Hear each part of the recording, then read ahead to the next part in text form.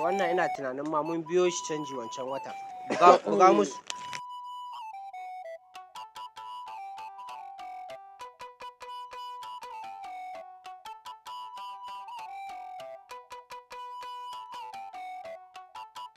Malam mene kuke buga min gida da sassafe? Yawwa ga wani ɗan yaro nan. Kai ɗan je ka kirawo mana babanku. Ai ni ne baban nasu. Kamar ya. Kai uwa ka kaga wasa a idan mu. Babanku muka je ka kira mana. Ai ni ne baban nasu. Ɗan yaran nan ba kwaya ya sha ba kuwa. Ka je ka kira mana babanku ƴan nefa ne mu mun zo mu karɓi kuɗin nefa. Mai ɗan hankali da mu. Ban gane ba mai gida me ke faruwa ne? Bayan Allah me ke faruwa?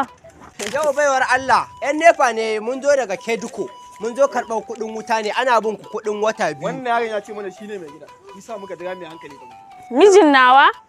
Mijinki? Mijina ne.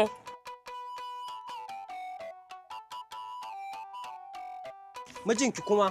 Wannan ɗan yaron ɗan Tamilo ɗan Tayo yaron da ba a yaye shi ba shine za ki ce mai gidanki? Ka gane? Kyale shi, kyale ta kai.